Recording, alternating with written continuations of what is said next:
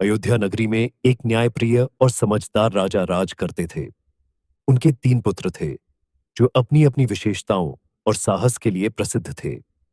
एक दिन जब राजा वृद्ध हो गए और उनके शरीर में थकावट आने लगी, तो उन्होंने सोचा कि अपने राज्य का योग्य उत्तराधिकारी किसे बनाया जाए। यह निर्णय उनके लिए बहुत कठिन था, क्योंकि वे तीनों ही राजकुमार अपने अपने तरीके से योग्य थे। राजा ने इस समस्या का समाधान निकालने के लिए अपने एक बुद्धिमान मंत्री से सलाह ली। मंत्री ने कहा, महाराज, मैं आपको एक परीक्षा का सुझाव देता हूं। आप पूरे नगर में घोषणा करवा सकते हैं कि आगामी पूर्णिमा के दिन चौराहे पर एक प्रतियोगिता आयोजित की जाएगी। इस प्रतियोगिता में जो भी राजकुमार 1 घंटे के अंदर भरपेट खाना खा लेगा, उसे आप अपना उत्तराधिकारी बना देंगे। राजा ने मंत्री की सलाह स्वीकार की और पूरे नगर में इस प्रतियोगिता की घोषणा करवा दी। पूर्णिमा के दिन तीनों राजकुमारों को चौराहे पर बुलाया गया। प्रतियोगिता की शुरुआत पहले राजकुमार से हुई। उसे खाना खाने के लिए बैठाया गया।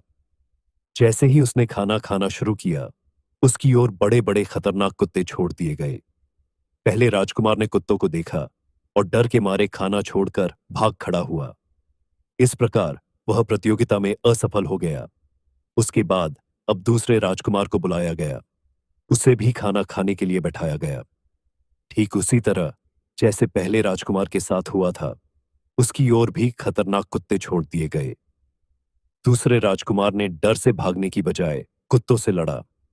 वह लकड़ी उठाकर कुत्तों से लड़ने लगा, लेकिन कुत्ते उसे नहीं छोड़ते थे और लड़ाई जारी रही। 1 घंटा पूरा हो गया, लेकिन वह खाना नहीं खा सका और इस प्रकार वह भी प्रतियोगिता में असफल हो गया। अब राजा चिंतित हुए और उन्होंने अपने तीसरे राजकुमार को बुलाया, जो सबसे बुद्धिमान और समझदार माना जाता था। उसे भी खाना खाने के लिए बैठाया गया। जैसे ही उसने खाना खाना शुरू किया, उसकी ओर भी खतरनाक कुत्ते छोड़ दिए गए। लेकिन तीसरे राजकुमार ने डरने की जगह समझदारी से काम किया और आराम से अपना खाना खाते रहा। जैसे ही कुत्ते पास आए, उसने अपनी थाली से एक रोटी उठाकर कुत्तों की तरफ फेंक दी। रोटी के लिए कुत्ते आपस में लड़ने लगे। इस मौके का फायदा उठाकर तीसरे राजकुमार ने पूरी तरह से अपना खाना खा लिया और 1 घंटे के अंदर प्रतियोगिता जीत ली।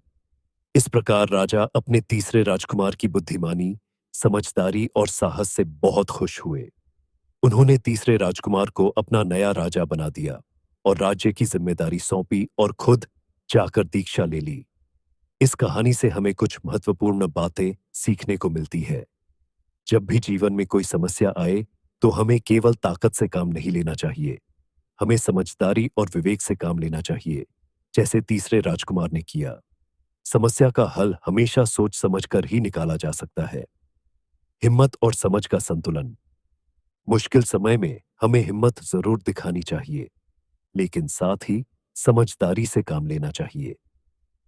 पहला और दूसरा राजकुमार या तो डर से भागे या फिर लड़ने लगे, लेकिन तीसरे राजकुमार ने सही रणनीति अपनाई और स्थिति को अपने पक्ष में किया।